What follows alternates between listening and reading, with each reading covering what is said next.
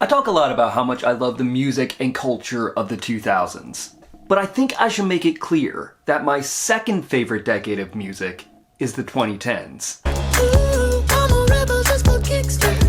I've been feeling it since 1966. Might be over now, but I feel it still. I started high school in 2010 and college in 2014, then spent the rest of the decade in my 20s. And throughout that time, I experienced a lot of the music that would shape me as an adult.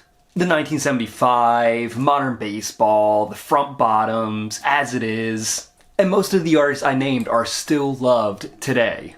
But just like with the 2000s, there are still bands that faded into obscurity once we hit the godforsaken year of 2020. Those bands got Thanos-snapped out of everyone's mind, except mine. I'm the one who remembers. I wish I could forget. No. Wait. Wait. Hello and welcome back to another video. If you're new here, I'm Trevor and I am eternally uncool. I make videos about music, music culture, and anything that interests me. But mostly music right now. So if that sounds like something you'd be into, then I highly recommend subscribing to the channel and watching the rest of this video.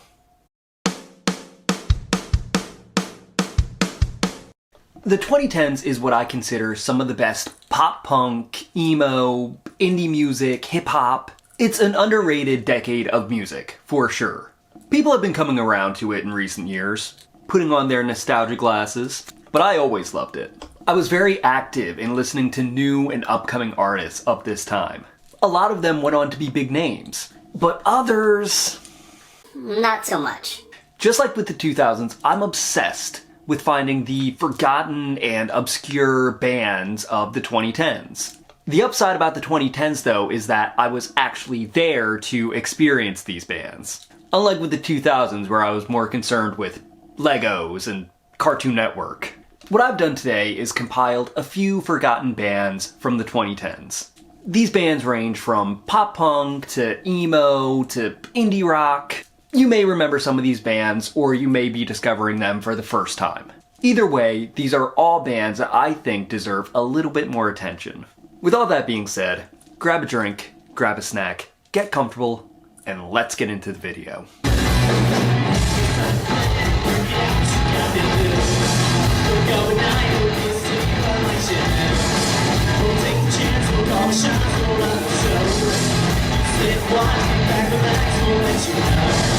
When I was a sophomore in high school, we had to take a business class. I don't remember what we did in that class, but I do remember we got to use computers. This wasn't anything new to me. I grew up with a computer in the house, but being able to use one at school? Hell yeah, dude. So instead of paying attention in class and doing our assignments, we all just kind of did our own thing. And my thing was going to music blogs like Punk News and Property of Zach. Through these sites, I would discover more punk and pop-punk bands. And the one I remember most from these blogs was Chasing Morgan. So run, it won't get better. Whatever happened to that runaway letter? Telling me where you went. Don't even bother, I knew what you meant. Okay, so here's the thing. Chasing Morgan used to have a Wikipedia page. I say used to because when I went to do research for this video, I found that it no longer exists. I tried using the Wayback Machine, but nothing of use came up.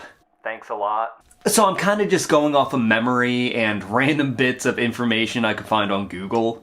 The joys of being a YouTuber who talks about random shit. Chasing Morgan was formed in Hartford County, Maryland in the early 2010s. They took a lot of influence from bands like Blink-182 and Newfound Glory.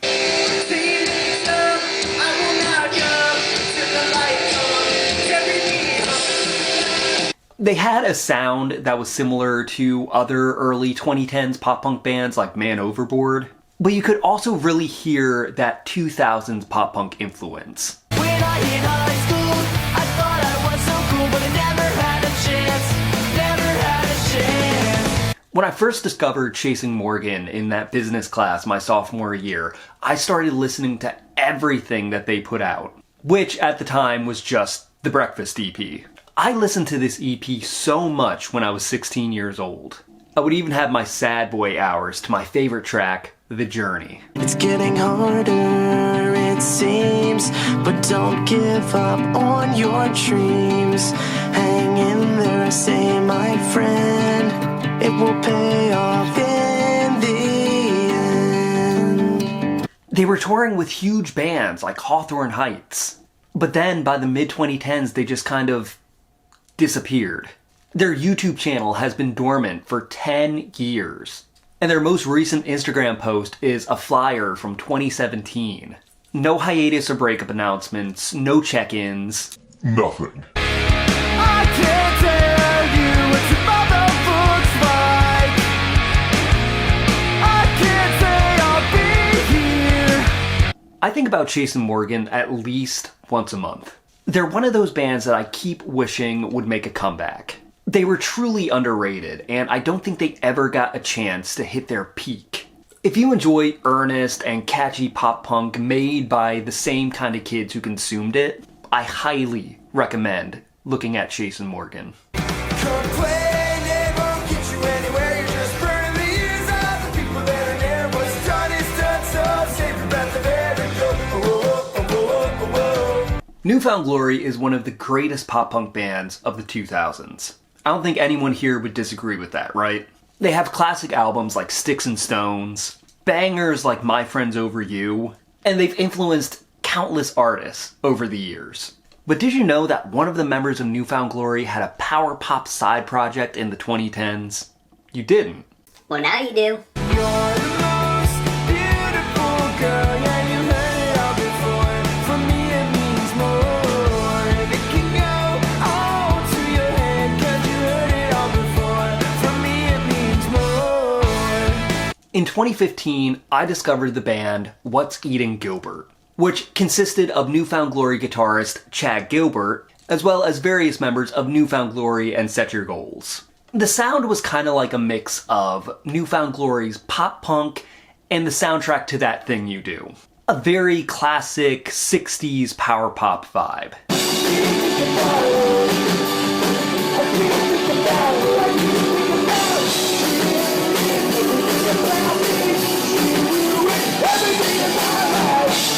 And this band was pretty prolific, releasing 3 EPs in 2010 alone, then 2 in 2012, all of which contain this kind of hybrid of Buddy Holly and Social Distortion by way of Newfound Glory. I don't know what I'd do without you. Without you, I don't know what I'd do. In 2015, they released their first and only album, That New Sound You're Looking For. And this was around the time that I discovered them.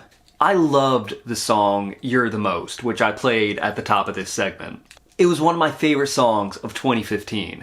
I loved the 50s and 60s inspired sound and video. It's just a perfect song. What's Eating Gilbert is a really interesting project from a really unlikely artist. If you enjoy 50s inspired power pop with a punk edge, check out What's Eating Gilbert.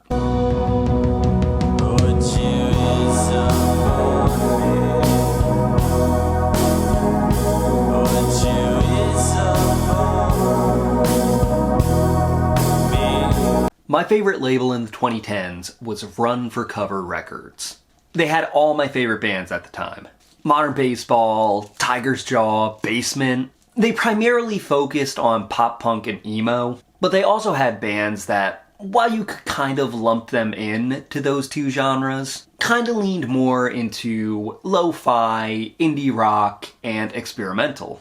And my favorite non-pop punk or emo band on that label had to be Elvis Depressedly.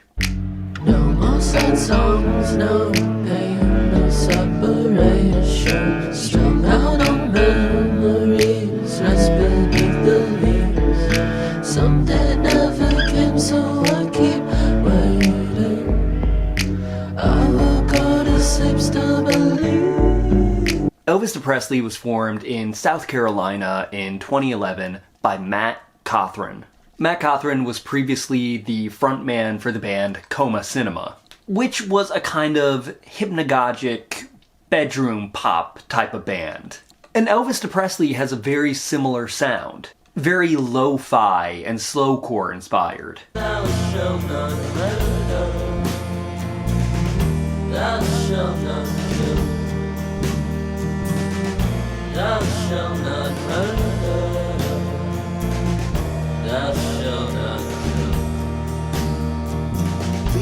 I don't remember exactly how I discovered this band. I must have been watching Rum for Cover's YouTube channel and come across the song NMSS. It was either that or I watched their Small Talk interview, which was something RFC was doing around this time that I always really liked. I think they should do that again. That's cool, man. I hope he fucking kicks ass. I think he can. I think he can. Shouts out CM Punk. He's my favorite. I will admit, I kind of fell off of them for a while. I didn't listen to very many of the albums they put out after 2015, but going back and listening to them again for this video, they kept making really good shit. Jane, don't you know me? I was crazy, I was hard, but it don't excuse what I've done, no. I ain't good for no one. Elvis Depressedly hasn't released anything since 2023's Who Owns This Graveyard. According to Wikipedia, they're no longer a band, but I hope that's not true. If you like dreamy, lo-fi, emo-tinged indie rock, then I highly recommend checking out Elvis Depressedly.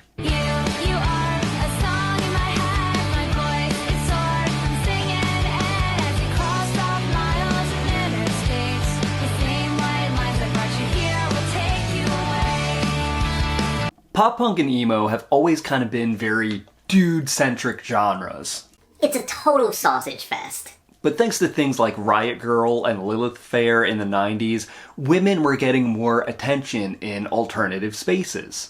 And by the 2000s, you had bands like Paramore, The Distillers, Tegan and Sara, all creating great music. And the 2010s was no different. You had several great female-fronted bands like Wolf Alice and Churches. But I think the one band that doesn't get talked about enough is Candy Hearts.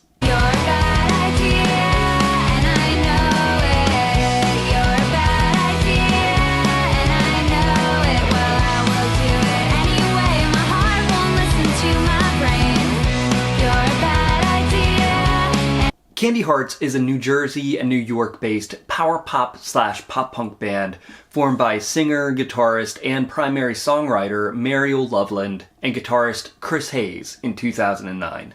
Their sound is very upbeat and sugary, but not in like a childish kind of way. This doesn't sound like the Disney Channel version of pop punk. It's more along the lines of like power pop, but with a little bit more edge.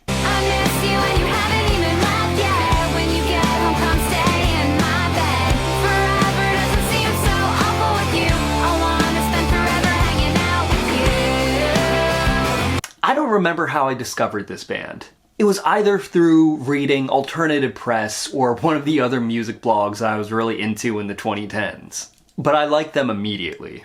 But I don't remember them ever really being that huge. I think the only time I ever remember them even getting close to being mainstream was their video for Bad Idea being played in like a Zoomies or Journeys in the mall. If you like bubblegum pop punk with a little bit more substance, I highly recommend checking out Candy Hearts. What are some underrated or obscure 2010s bands you want me to talk about? Let me know in the comments. That's gonna do it for today's video. I hope you enjoyed it. If you did, then I highly recommend smashing that like button and sharing this video with everyone you know. I'm a small, independent content creator who does everything on his own, and I'm really trying to grow this channel. So every like, every comment, every share, any interaction with this video or any of my other videos really helps me out a lot. I'm trying to get to 5,000 subscribers by the end of 2026. If I can do that, then I will celebrate by doing a video where I react to my old, pre-eternally uncool YouTube videos. So if you want to see some cringe, then tell a friend to subscribe. I'm also trying to grow my Instagram account, so if you want to follow me there, you can. But with all that being said, Thank you for watching. As always, I'm Trevor. Stay on cool. And that's the end of the video. Goodbye.